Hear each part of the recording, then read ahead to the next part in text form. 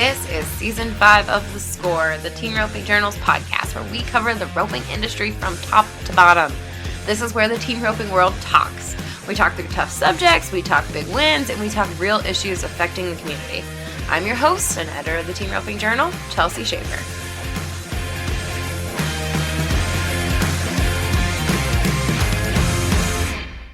Welcome to today's episode of The Score, brought to you by the Royal Crown. On today's show, we have NFR healer Matt Zancanella and his business partner, South Dakota horse trainer Levi O'Keeffe. In 2021, they launched the Royal Crown Rope Horse Incentive program that coincided with their already very successful Royal Crown Barrel Racing Stallion Incentive. Just last week, that roping stallion incentive filled at 100 stallions, and at the same time, they produced an event that paid out hundreds of thousands of dollars in Buckeye, Arizona. All right, I want to tell you a little bit more about the Royal Crown before we get started. It brings together stallion owners that create a program to add value to rope horses and prospects and pays ropers big returns.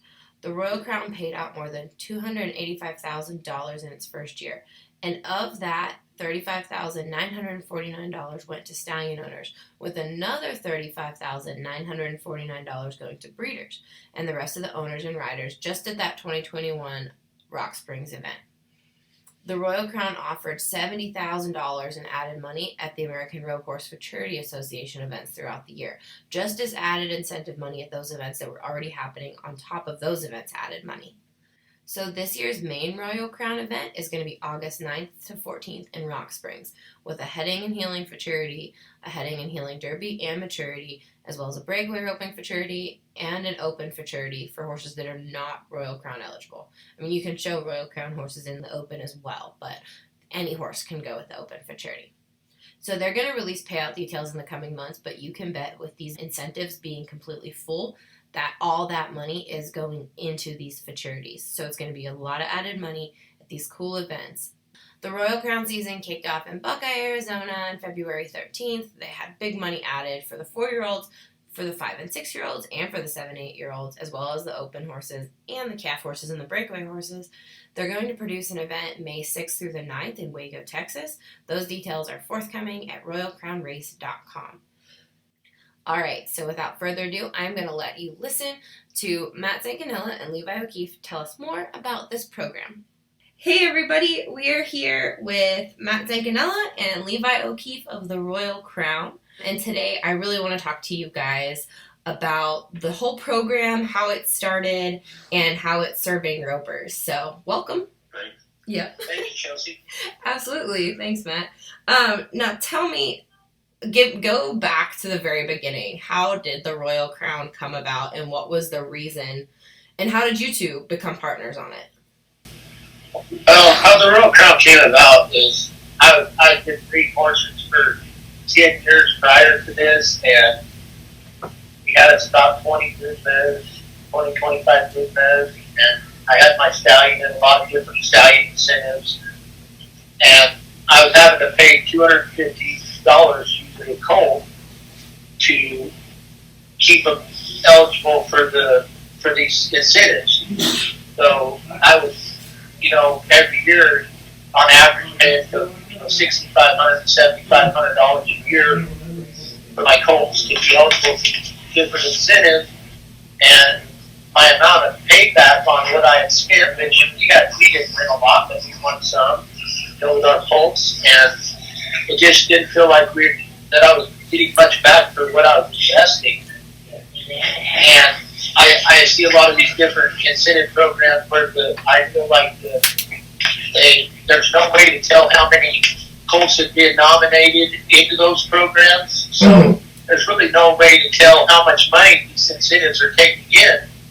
And I just figured if I was, a guy sending in 20 head of colts a year with $250, there's got to be thousands of colts that they're paying into the program. And the amount of money they're paying back just didn't make sense to me. And I knew there was a way to put on a program that would benefit the stallion owners and the breeders. And there was enough money just putting on events to make it a lucrative deal for the person that has the incentive. So that's kind of what got me started. I just drove a lot of miles rodeoing, and behind the wheel with no music playing and get to thinking a lot of different things. And this is one of the things I thought, and I thought about it, for probably 15 years, and then I tried to come out with it here 5-6 years ago with a guy, and it just didn't feel like I was getting across what I was wanting to get across in the program. And so my big deal was to find someone that I could work well with, that understood what I was trying to, the program that I was trying to deliver to the public, and someone who could handle the IT work of the entries. And I'll just be honest with you, without Levi and Lindsay, and what she does, the Royal Crown would not be where we are today. Because she's been the backbone, the one that goes that's in the trenches every day answering questions. And that was the person I was looking for. So it was really, I think it's God putting us in place together. Yeah, I think you're right about Lindsay, because she can answer any question. She works so hard. She's awesome to work with, for sure. And Levi, what did you think when Matt came to you with this idea? When he first told me about it, we were driving to a rodeo, and I thought it was a really cool idea at first. And when I got home and I told Lindsay about it,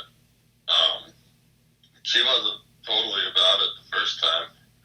And then I explained to her, if we could make some money out of it, she could have a full-time job at home. So that's what she always wanted. Is like, we kind of got on board. She wanted to have a job where she could work from home with all the kids and stuff. Mm-hmm. So we kind of got into it from there. And yeah, when we started, I didn't think it would take off this fast. I remember when we talked about it, when we first come out with it, we were hoping it would fill after 3 or 4 years, not 2. Yeah. So it really took off, and then when it started taking off, she got really excited about it. She really worked on it more. She does everything with it. She knows where everything's at, where every piece of paper is, everything. Yeah. And can you guys talk a little bit more about your model and what makes it so different from the other incentive programs? Because you make your money on the events, essentially. Is that correct? Yeah. Yeah. The only money that we take 10% out of staffing money for marketing and the payment. So we've got to have the marketing budget, and a lot of our marketing is built, like when we're doing side pods and different events, we feel like that's as good a marketing tool. So the marketing dollars that we take out go right back to the program initially, as we put side pods out there, trying to get people thinking about the program. And that's what we really did when we started. We took a gamble and we put side pods at the American Golf Course Reserve, on the Golf Course Reserve. And we've done a lot of things with them, and that's really helped, because we've got a big following in Golf Course Reserve. So and when did you realize it was gonna? Like, I feel like in the last couple months, it's taken off so much. When did you realize it was gonna fill, and what does it being full mean now for the roping industry and for your business? I guess you go ahead, Levi, you give your thoughts. I guess I kind of thought it was going to get, after Rock Springs last year, we had a lot of calls on the roping side of it, and at Rock Springs last year, I guess we kind of knew the barrel racing was going to be full for this year. We had a lot more people buying, a lot more calls, a lot more, I guess, good feedback from the public about it, the barrel racing side of it, and the roping side of it. I didn't honestly know if it was going to fill this year until about, I don't know, December-ish, kind of right after the NFR. Mm-hmm. Lindsay, every day, she would tell me, she said, we got 4 more studs today, 3 today, and like for a month straight, we got at least 3 every day. And that's when I knew, after about 2 weeks into that, I knew it was going to fill, because people just, it was amazing the amount of calls. We get 7 phone calls a day from a stud owner, and 3 of them would send money that day. Mm-hmm. That's when I kind of knew it was going to take, the roping was going to finally take off. Well, and me, I think that it has to do with the guys that we're behind us. Guys like Trevor, Ed, Richard, Dakota Kirkenslogger, Tate Kirkenslogger. They liked what they saw. Cole Davis. And we just have a lot of guys that I guess that are in the business. That's what they do. They train rope horses, and they start talking about it. And telling these owners about wanting to get Royal Crown horses because that was going to be the big charities, and just getting the buzz where they were talking about it instead of us having to talk about it. They were talking about it, and I think that really helped. Have those influential people in the industry help to get the word out there for us that this is the program to look at, and they're going to put on a heck of a show. They try their butts off, and I think that's getting those guys talking about it is when I knew that we were going to have a chance for it. Yeah. Yeah, it seemed like it, and they came, they haven't missed one. Trevor came, but without even knowing what it was going to be like, he came to Rock Springs, and same with Ren. They all kind of had faith from the get-go, which was nice. Well, I was just saying, our rodeos, Trevor, Zill, and Richard, and all those guys, and I knew them, so I could call them and, tell them my ideas, and I think that helped a lot, too. Get feedback from them on what they thought the events I need to do, and it being maybe I need to do. So they've been influential in how we've done it, too, because we take tips from all of them. Yeah. They've all had great ideas. Mm-hmm.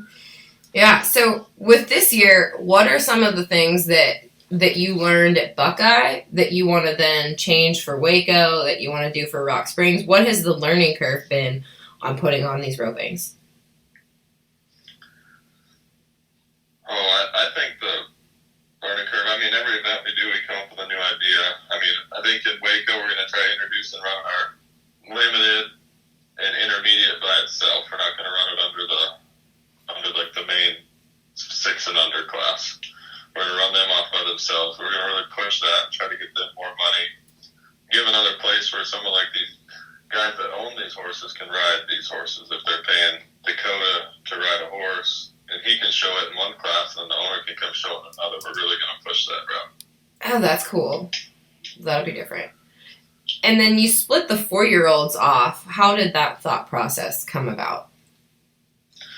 Well, we just always thought, after Rock Springs, after we talked after the week, we just decided, it wasn't really, there were some good 4-year-olds at that event, and we just didn't feel like they got judged as good as they could have because they were getting compared to a 6-year-old to run before them. Mm-hmm. So we just... And the big thing, too, sorry to interrupt you, but with being able to get those setups user-friendly for a 4-year-old. Mm-hmm. Like our 5- and 6-year-old setup, it is like, we try to put a barrier out there and make them go run to them. Because, when I started this, my goal was to get see those higher end horses that these rodeo guys are looking for, to put them on a setup where if you got a horse that you can see tail to chin, and you get through the roping without having to really work and getting the roping done, you got a hell of a horse. And I think it's a good place to showcase, horses that really can run in the head, and those heel horses that can really run and grab their butts. And the 4-year-old deal, we made it easier setup, slower steers, where when they leave the security, we're not worried about them blowing them up, because we didn't put them on big old hard running steers. We put a user-friendly barrier, and the steers were user-friendly, and that's kind of why I wanted to put the 4-year-old by itself. Yeah, and you were satisfied with how that went at the first go in Buckeye? Yeah. I thought it was perfect. I thought we had a great setup. The steers were good. And we had some nice 4-year-olds. It was early in their 4-year-old year. February, that's early. So it's going to be exciting to see that same class of 4-year-olds at Rock Springs in August. Yeah. Yeah, absolutely. Okay. Now, I'm going to take a break from this episode. These guys are doing a great job telling us all about it. But I'm going to tell you a little bit more details about the Waco event that's in May. That is May 9th to the 15th, starting off on Monday, May 9th, with an open team roping for charity. Then Tuesday, May 10th, we'll have the Royal Crown team roping for charity, followed by the team roping maturity and derby. And then May 11th That's when the calf ropers are going to be able to be there. They're going to have the calf roping fraternity, the calf roping derby, the breakaway fraternity, and the breakaway derby, and then an open calf roping and an open breakaway. Then the barrels start on Thursday the 12th, and they go through the whole way through the 15th. Obviously, this is going to be a huge event. It's in Waco. They're going to have some limited stuff that's new that they already told you about in this episode, and all kinds of fun stuff. So check out the RoyalCrownRace.com. That's where you can find the stallion list to find out if your horse is eligible. Remember, there are no enrollment fees for colts. So ropers, you get to show up and rope on your horses without having to pay these enrollment fees every single year like some of the other programs. Let's talk more about that limited deal. There were, from what I heard from the guys that were in the limited this last weekend, they were very pleased. This last week, I guess we're a week and a half out from when it happened, but it seemed like guys like Brad Lund won a bunch. Really cool. Can you talk more about how it went in Buckeye with the limited? Yeah, the limited, it went over really good. I thought, we tried to add good money to it, and we honestly didn't have. I think our biggest limited class was in the 5 and 6 year old heading. I think we had 8 limited guys entered. That was the most we had entered any class. And it still paid $4,000 or $3,500 to win the limited in that class. And then like the 4 year old incentive or the 4 year old class, we only had like 3 or 4 guys, and those guys, I think that paid $4,500 to win that one. So the limited guys, they had a chance at just about as much money as the open guys. Yeah. And I think that was really intriguing to them. Yeah, I think so too. And where do you guys see the Royal Crown fitting in now that the Regatta buckle's there? You do a lot with Jay and Lindsay Wadhams at the American Rope Horse Fraternity Association. How do you see all of these fraternity associations complementing each other? Like, do you think there's a lot of competition in the incentive market right now? Or do you think you're all doing a good job relatively working together? I think they all help each other. My goal is to see the industry get bigger and have more horses out there that we can market to to these World Series guys. So I think we're a different concept than Regatta Buckle, but I think it's a cool concept and they're putting a lot of money up, which is a good thing. And I like the judge end of it, so that the actual best horse wins the competition. But with the time deal, you're gonna see a lot of guys going fast and in the open divisions, and it's gonna be interesting to see your lower number guys riding these dirty horses and trying to compete at a 4-head rope on time. Mm-hmm. Yeah, absolutely. And now that with some of the other incentive programs, like just for like Pink Buckle and Ruby Buckle, for example, they've gotten to where those slots are worth a lot of money. What are you guys going to do about like the trading of slots, the buying and selling of slots in the Royal Crown now that you're full? How's that going to work with y'all? Are you going to allow it, I guess, or is that something that you're going to see happening? Yeah, that was kind of one of our goals from the beginning, is we wanted to cap it at 100 stallions just to put a value on the spots. We had a lot of people ask, are you going to ever let more studs in? And no, I don't. We will never let it to be bigger than 100 stallions. Just for that reason, we want our spots to be a value. So if you're invested in the program, it's worth something. Mm-hmm. Last year, the barrel racing was full, and there was a couple of them that did trade or sell privately between people, mm-hmm. and they sold for a significant amount of money already. So I'm excited to see where the barrel racing can go and how high that can go. And I don't know if the team roping will ever get as high as the barrel racing, but I think it has the potential to be worth something. Mm-hmm. And how does it go for y'all in the office? That's such a long week at Buckeye. And then I'm sure Rock Springs is also just as long. Does the vibe change throughout the week in the office with the Royal Crown team roping first, then you added the breakaway and the calf roping, and then the barrel racing? Is Lindsay surviving throughout the week in the office? And how do you guys change brains over between the team roping and the calf roping and then into the barrel racing? What has to change and happen? Well, thank God we got a lot of jack of all trades. Right? Our gal put on the job, Brianna, right out my sister, Brianna's Levi's sister-in-law, many sisters. But we got some troopers in the office. We've got another gal coming to the gal. It seems like we've got a great crew that that's not afraid to be in a whirlwind and come out and make that. Yes. Last week in Buckeye, it was absolutely a whirlwind from the day we started. So for them to keep their heads about them and the biggest thing is to not lose their temper on gals, especially those who's coming up wanting to trade their spot or their RV hookup's not right or their stall's not right. Most people would want to come out the schedule and choke them. And these gals, they just continue to, we'll get you taken care of and try to really keep a good attitude with these people that come up to the window. I think that's a big key to putting on the end, keeping people happy. Is, hey, everyone knows it's an open task with that pulled off. And it's a thankless job. But keeping a good attitude and the girls in our office are amazing. So I think that's a big plus in keeping people happy. Yeah, absolutely. On the production side of things, what did you all learn on the production side? There were just as far as the timing and how things ran. What do you think is going to be different for Waco?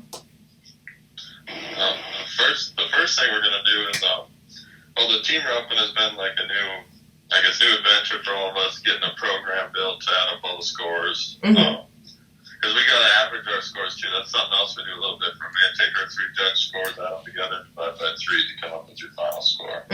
So we added another step in there, and we had built a program and Buckeye was the first place we've used it in the team roping, and it worked pretty good, but we got to tweak some things. So our biggest goal is we want to be able to speed up the team roping to the point where it's run almost like a jackpot, where there's not ever any leg time.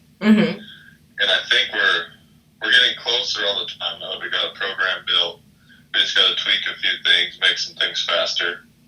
That's one of our goals, is to really speed up the roping side of it. And the barrels, that'll probably always be the same. We always run about 50 an hour, and it's just a marathon event. Yeah, the barrels are great. Tell me about the judging. Like, if, say, a limited guy, a guy who would be in the limited class, maybe a World Series roper, has a nice young horse, and they want to get ready for Waco or for Rock Springs, what are some things that they should absolutely focus on? Like, what are some, as far as categories that they're going to be judged on, what do they need to know before their first trip to the Royal Crown? Well, I guess how our judging works for, I'd say you got a head horse. We judge them in the box and how they score. We don't judge them until they enter the box. So I know some people wait way away from the box when it's their turn and they walk over there. We really stress on our judges not to worry about them walking to the box. So once they get in the box, we're trying to judge a horse that you want. When you watch it, you want to say, I want to go ride that one at the rodeo or the jackpot. So we're trying to get away from the show concept a little bit, and we want one that actually scores, can run up the side of it, has a good rodeo move, shapes up, and faces. I mean, we just want them to be. We're just looking for a nice horse. We don't really care if they drag their ass and do all the really fancy stuff. Gotcha. On the heel side, is it the same then? Yeah, we judge them on the box, how they score. I think it's called the run, the rate, down the arena. We want a heel horse. We want to see a heel horse that can run up beside them and stick with the run the whole time instead of put up the heel and barrier. We don't want to see him get beat down the arena, I guess. That way. And then the third discipline is how they track the steer, then their stop and finish. And we want a horse to stop and finish, and when you dally, hold him, not get pulled around, stuff like that. Gotcha. And Levi, you do have 3 points for difficulty, so if the judges feel like the steer was difficult here, maybe ran left, or came right real hard, they can plus 3, or they can advance up to 3 points for difficulty. So on both the heading and the oh, gotcha. Yeah, tell me, where did the cattle come from, and how have you been sourcing the cattle for these, and then making sure that they are suitable for what you want? The steers in Buckeye, I guess for the Royal Crown Futurity, one of our big goals is always to row Mexicans in the Royal Crown part of it. And steers are hard to find down here in Arizona right now, or somebody that was willing to bring them there.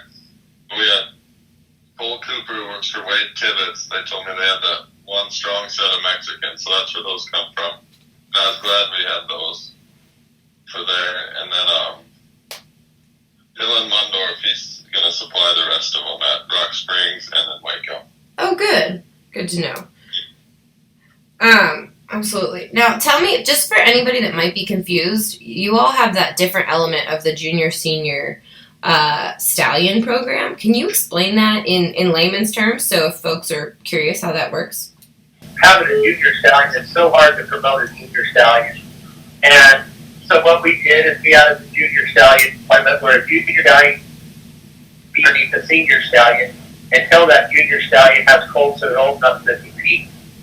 And what we do is, so when that junior stallion and the senior stallion that they're under, that are bought in that year, every mare that they breed, every colt that's in the bellies of those mares are eligible for life in the Royal Crown. So giving the customers, the mare owners, confidence that when that colt becomes of age, they're going to go to the Royal Crown events. And now if that stallion for some reason dies, or they buy him, or someone sells him or whatnot, he's out of our program, those colts get to come run at our events still. And the sire money that is won by that sire will roll back into the pot for the next other placing sire. So we just roll the money back into the pot if the sire is not bought in that year. Oh, cool. Very good. Well, is there anything else you guys think the ropers misunderstand or don't understand that you want to really clarify about the Royal Crown? No? Ropers get it all? They're perfect. Never heard that before. I don't know if everybody understands everything, but I think everybody's starting to understand the most of it. Yeah, I think so too. And people have been asking me more questions than ever before. The difference that, what I want to do is see these limited guys understand the sport, understand the maturity deal that they can come and compete. And I see those guys going to these trainers and seeing what they have for young horses that they've got, that they've already birdied on, and giving a place for these owners that have horses and trainers that they've been training for 3 years, giving them a place to market them to these limited guys, and they go on and show them, or they go on and jackpot them, whatever it may be. But the biggest thing is giving the limited guys and the open guys a chance to spend a lot of money on the same horse and keeping those horses progressing to the next level. Absolutely. Absolutely. All right, guys. Well, thank you so much for your time, and we will be following everything y'all do all year, so it'll be a fun one, and we'll give people, the commercials on this episode will absolutely show people more about the Royal Crown and how to get involved, so we are looking forward to seeing y'all in Waco. Sounds good. Thank you. Thanks, guys. Bye. All right, everybody. If you listen to this whole episode, you've got to go check out RoyalCrownRace.com. Check and see if your stallion is in the program. If the stallion you're riding the colt buyer in the program, you really want to get involved. If you are in the rope horse business, the Royal Crown is one of the places that you need to be.